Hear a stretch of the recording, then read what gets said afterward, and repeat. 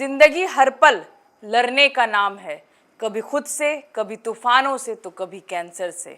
नमस्कार, मैं डॉक्टर मुसर्रत जहां एमबी फोकस में आपका बहुत बहुत स्वागत है। आज हमारी चर्चा का विषय ब्रेस्ट कैंसर और सर्वाइकल कैंसर है और जो हमारी गेस्ट हैं doctor Anamika Kashyap, MD pathologist. आइए हम जानते हैं ब्रेस्ट कैंसर और सर्वाइकल कैंसर से कैसे बचा जा सकता है। नमस्कार मैम, आपका हमारे स्टूडियो में बहुत बहुत स्वागत है। जैसे कि आज हमारा चर्चा का विषय ब्रेस्ट कैंसर और सर्वाइकल कैंसर है। जैसे कि हम लोग देख रहे हैं कि कुछ सालों में या फिर कुछ दशक में इसका केस बहुत ज़्यादा इंडिया में दिख रहा है, तो इसके बारे में आप मैम हमें कुछ बताएं। पहले तो धन्यवाद मुसर्रत, मुझे ये मौका देने के लिए ताकि मैं इस बारे में बात कर सकूं। एक्चुअली ये बहुत ही इम्पॉर्टेंट बात है। इंडिया में हम लोग देखते हैं कि स्तन कैंसर और सर्वाइकल कैंसर, सर्वाइकल मतलब बच्चेदानी का जो मुंह होता है, उसका कैंसर काफ़ी बढ़ रहा है। और सबसे बड़ी प्रॉब्लम ये है कि लोग इसके बारे में जानते नहीं हैं, सही समय पे पहुंचते नहीं हैं। तो आज मेनली हम इसी बारे में बात करना चाहते हैं ताकि जो हमारी भारत की महिलाएं हैं वो इस बारे में जान सकें और जल्दी अपने आप को इलाज के लिए डॉक्टर के पास ले जा सकें।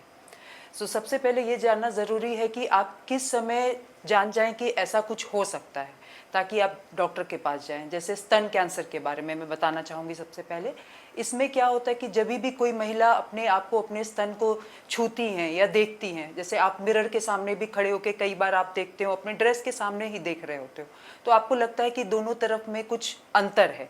अंतर इन द सेंस कोई एक थोड़ा ऊंचा लग रहा है, कोई एक थोड़ा नीचा लग रहा है, या फिर आपको कोई गांठ सी महसूस हो रही है, जो गांठ आपको लग रहा है कि नॉर्मली नहीं थी, अचानक से कहीं से आ गई।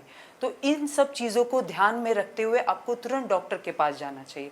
ज़रूरी नहीं है कि हर गांठ जो है वो कैंसर होगी, लेकिन हर गांठ को दिखाना इसलिए ज़रूरी होता है क्योंकि उसमें से कोई ना कोई कैंसर निकल जाता है।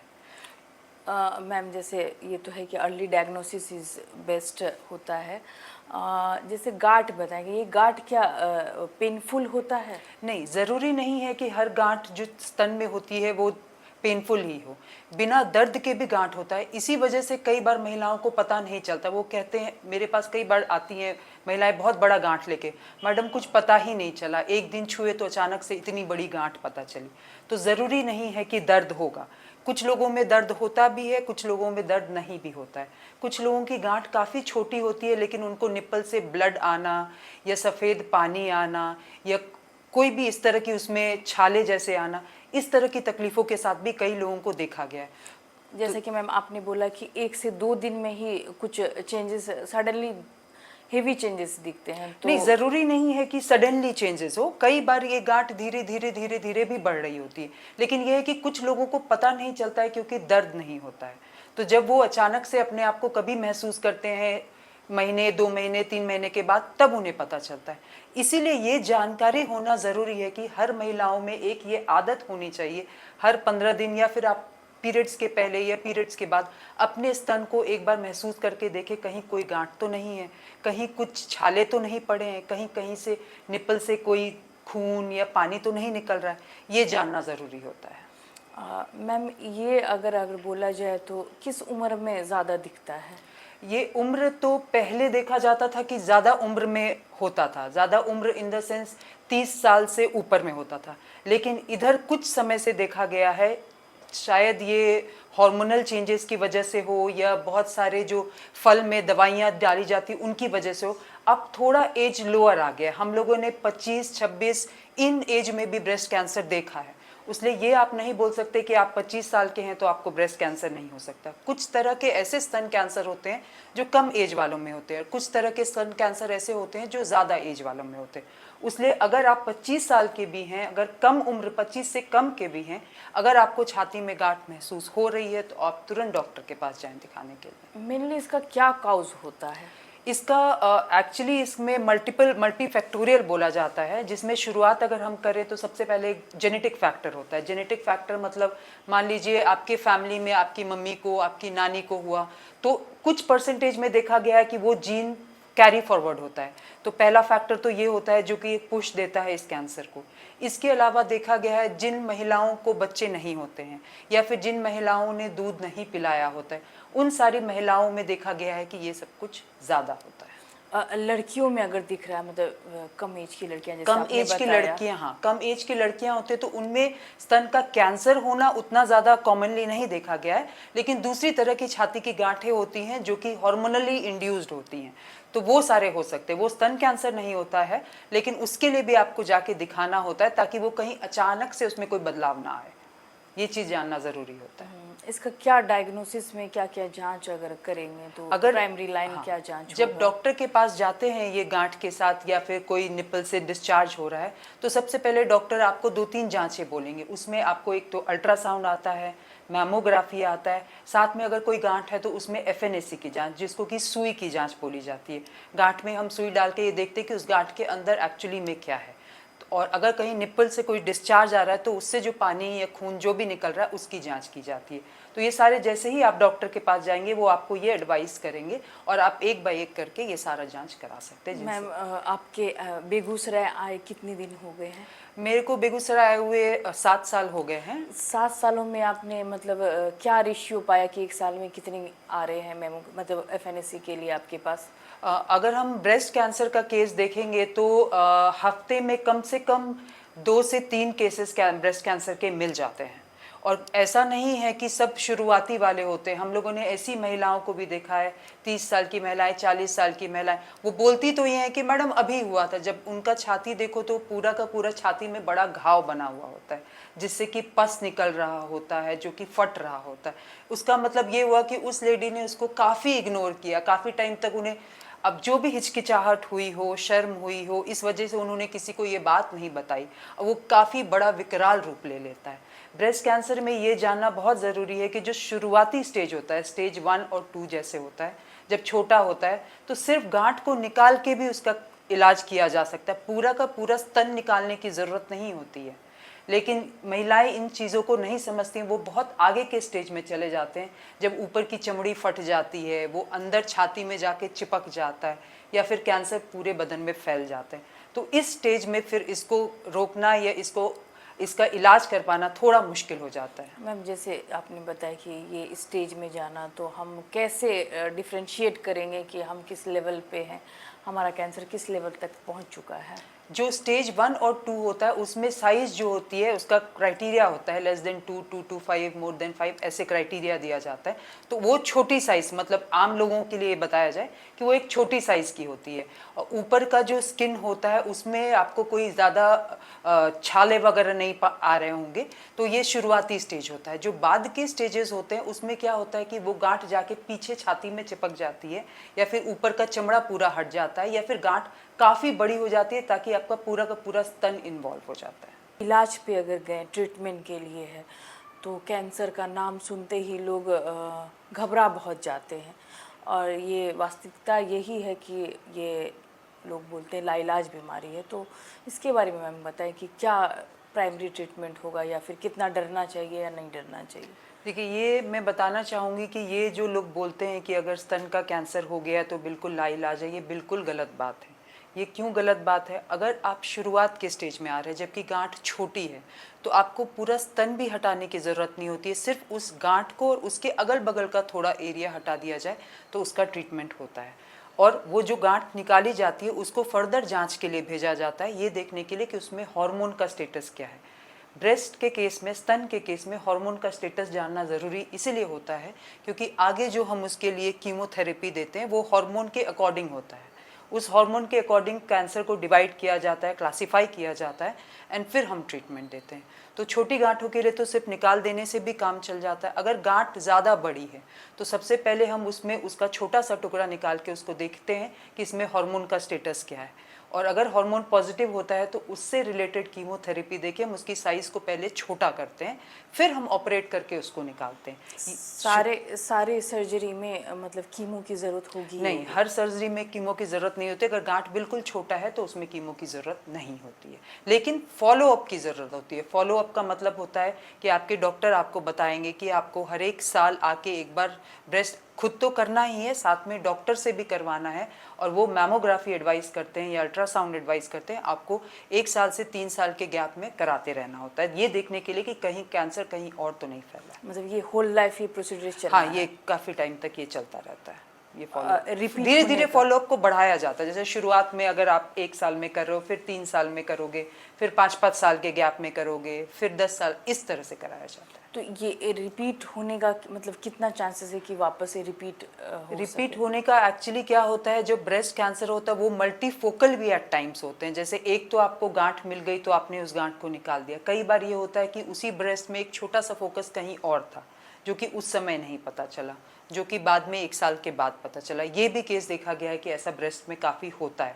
मैमोग्राफी में पता नहीं चलेगा? मैमोग्राफी में पता चलता है, कई बार छोटा होता है, कई बार मिस भी हो जाता है। नेग्लिजिबल। हाँ, तो ये चीज़ है, ये भी इसीलिए जानना ज़रूरी होता है कि आप अल्ट्रासाउंड और मैमोग्राफी जो करा रहे हैं वो अच्छी जगह से कराएं, जहाँ की रिपोर्टिंग आप रिलाई कर सकें कि एक्चुअल में वो कितना बड़ा है, कहाँ है, कितना है, ये ज़रूरी होता है। बेगूसराय में इसका अगर बोला जाए कि कहाँ तक यहाँ कैंसर का इलाज है कि इसके लिए कैंसर हमें का, हाँ, मूव करना होगा पटना या बिल्कुल दिल्ली जो बिल्कुल। भी? जो शुरुआत वाले स्टेज होते हैं उनका इलाज तो यहाँ पे अच्छे तरीके से हो रहा है, क्योंकि यहाँ पे काफ़ी सर्जन्स, काफ़ी गायनकोलॉजिस्ट ऑपरेट करते हैं जो कि ब्रेस्ट कैंसर को निकालते हैं।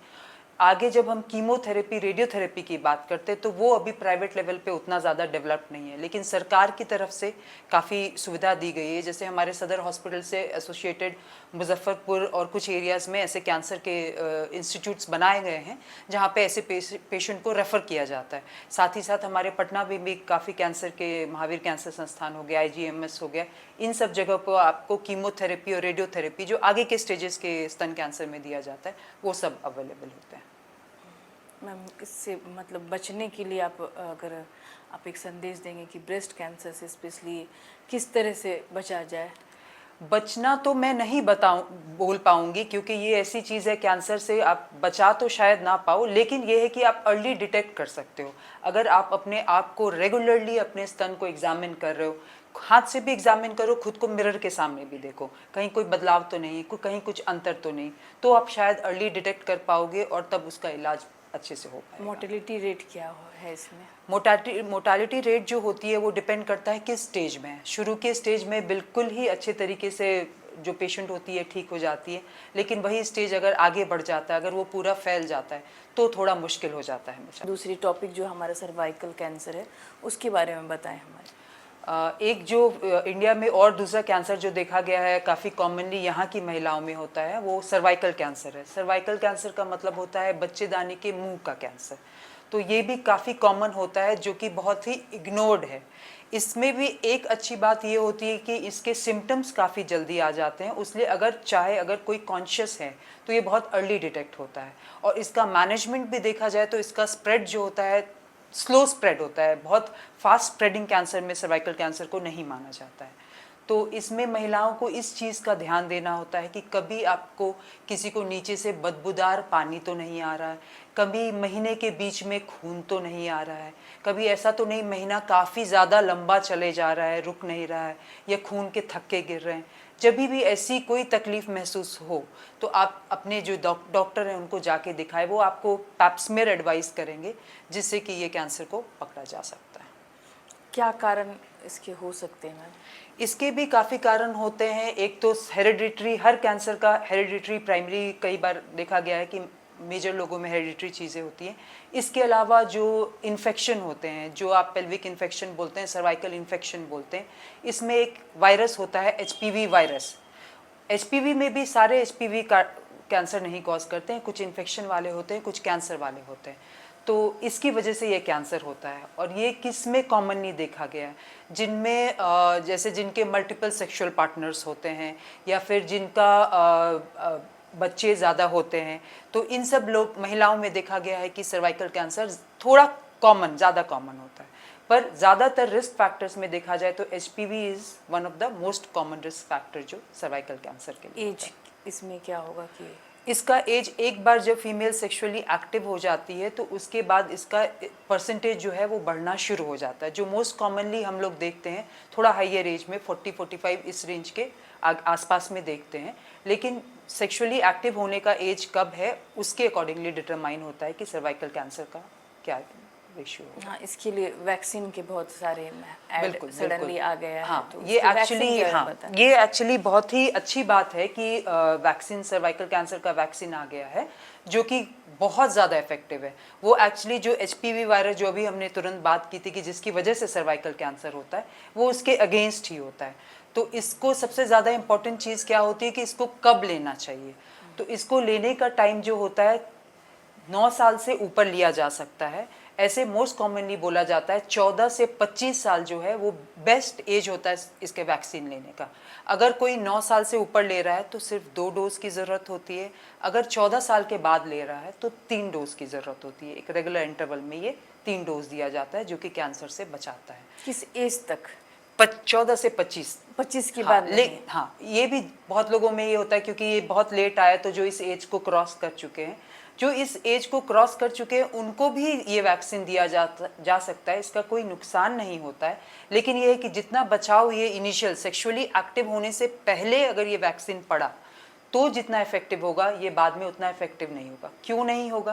क्योंकि जब सेक्सुअली एक्टिव हो जाते हैं तो इन्फेक्शन होना शुरू हो जाता है। उस समय HPV से आप एक्सपोज हो चुके होते हो, तो उसीलिए ये कोशिश करना चाहिए कि उससे पहले लिया जाए। वैक्सीन नहीं ले पाए तो इसका दूसरा क्या इलाज होगा?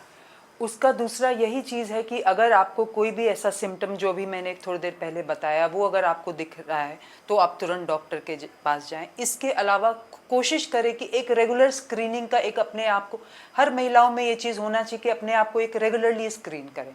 रेगुलरली स्क्रीन मतलब जैसे हमने स्तन की बात की, वैसे ही आपका सर्वाइकल हाइजीन की बात हुई, या आपको ऐसा लग रहा है आपके महीने में कुछ प्रॉब्लम हो रही है, बीच बीच में अपने आप को जाके गायनेकोलॉजिस्ट डॉक्टर को दिखाएं कि मैडम एक बार हमारा रेगुलर स्क्रीनिंग कर दीजिए, जिसमें पैप्स्मियर बहुत ही सिंपल एक OPD लेवल पे होता है टेस्ट। इसमें कोई बहुत बड़ी, कोई ना चीरा लगता है ना कांटा लगता है, कोई बहुत बड़ी चीज़ नहीं होती है। बस एक नीचे से आपका एक जांच किया जाता है, जिस जांच से पता चल सकता है कि कैंसर तो नहीं है, या फिर कैंसर होने से पहले का स्टेज जो होता है वो भी पैप्स्मियर में पकड़ा जाता है। इसका ट्रीटमेंट क्या बोलेंगे अगर सर्वाइकल कैंसर हो गया तो? सर्वाइकल कैंसर का भी ट्रीटमेंट अकॉर्डिंग टू स्टेज होता है। स्टेज मतलब क्या वो सिर्फ बच्चेदानी की मुंह में है, क्या वो बच्चेदानी की मुंह से ऊपर जाके बच्चेदानी तक चला गया है, या फिर अगल बगल फैल गया है। अगर बिल्कुल छोटा सा है जो कि सिर्फ सर्विक्स तक लिमिटेड है तो आप सिर्फ उतने पोर्शन को भी निकाला जाता है, उसको कोनाइजेशन भी किया जाता है, साथ में उसका लेज़र का ट्रीटमेंट भी किया जाता है।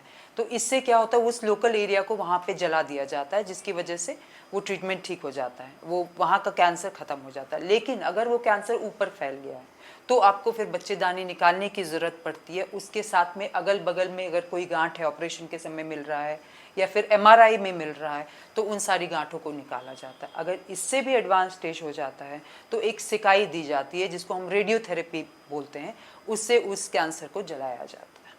मतलब ये कंप्लीट ट्रीटमेंट है? कंप्लीट ट्रीटमेंट इनिशियल स्टेज में होता है, लेकिन अगर यही कैंसर काफ़ी ऑर्गन में फैल गया हो, लंग में फैल गया हो, लिवर में फैल गया हो, तो थोड़ा मुश्किल हो जाता है। क्या मतलब क्या ड्यूरेशन होगा कि फुल बॉडी में या फिर लंग्स में, जैसे आपने बताया?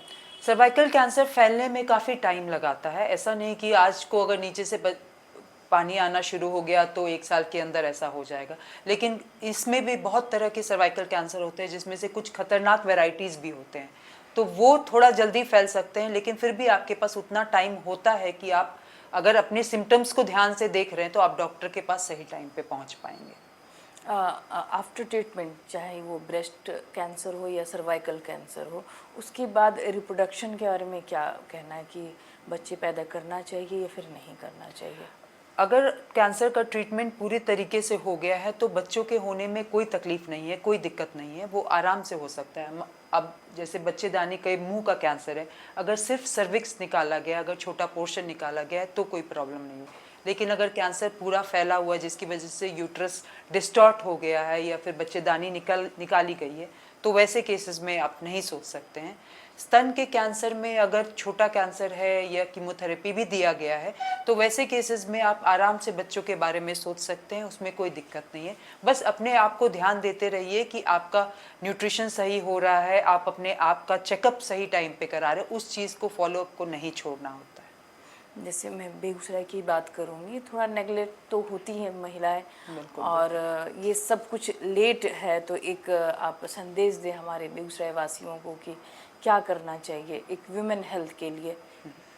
ये एक्चुअली मेरे को ये बहुत ही टचिंग टॉपिक लगता है, विमेन हेल्थ। मैं देखती हूँ कि ज़्यादातर महिलाओं का क्या होता है, घर में सबका ख्याल रखेंगी, बच्चों का ख्याल रखेंगी, अपने हस्बैंड का ख्याल रखेंगी, जो घर के बड़े लोग हैं उनका भी ख्याल रखें। वो अपना ख्याल रखना भूल जाती हैं।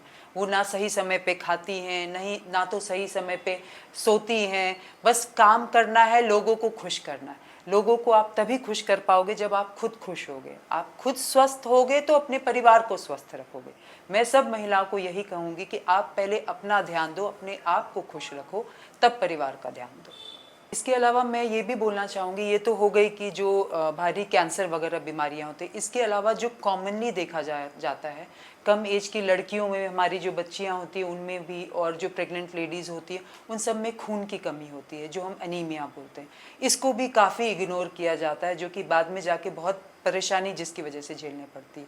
तो इसमें आपको कुछ नहीं करना। अगर आपको लग रहा है कि आपको बहुत सुस्ती आ रही है, कमज़ोरी हो रही है, आपके आँख लग रहा है आँख के नीचे सफ़ेद हो रहा है, आपके ओठ लग रहा है कि उसका जो लालीपन था वो कम हो रहा है, बिल्कुल सफ़ेद सा दिख रहा है, तो उसका मतलब आप में खून की कमी हो रही है। हाथ की लाइंस भी जो होती है, लकीरें जो होती हैं, वो भी आपको सफ़ेद या काले जैसे नज़र आने लगते हैं।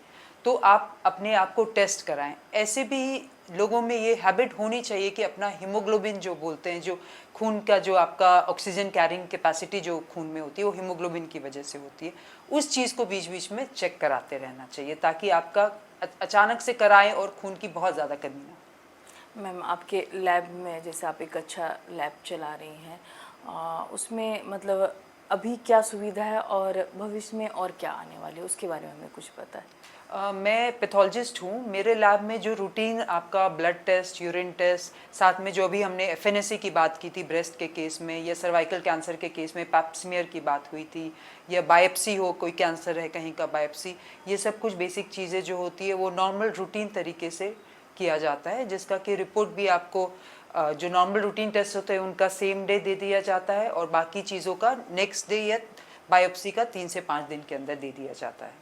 कुछ ऐसा टेस्ट है जो अभी यहाँ पे नहीं हो पा रहा है, या फिर भविष्य में आने का कुछ है प्लानिंग? एक्चुअली बेगूसराय में थोड़ा सा ये हो जाता है, थोड़ा अवेयरनेस की भी मतलब इशू आता है यहाँ पे। तो जनरली लोगों को लगता है कि हम शायद बाहर ही भेज दें, तो इसी वजह से एक जो मॉलिकुलर जो होता है, मॉलिकुलर लेवल के जो टेस्टिंग होते हैं, पीसीआर होते हैं, वो सब कुछ थोड़ा सा लैकिंग है। जैसे हम सोचते भी हैं कि हमें ये करना चाहिए, लेकिन क्योंकि हमें शायद वो सैंपल लोड नहीं मिल पाता है, तो हम वो नहीं कर पाते। तो धीरे धीरे अवेयरनेस बढ़ेगा तो हम शायद वैसे टेस्ट कर पाएंगे जिससे हम ब्लड के जांच करके जान सके कि कैंसर होने के कितने चांसेस हैं। बहुत सारे कैंसर के ऐसे मार्कर्स होते हैं जो कि आप ब्लड में पकड़ सकते हैं। वो शायद अगर हम करेंगे तो हम कैंसर हो उससे पहले हम पकड़ पाएंगे।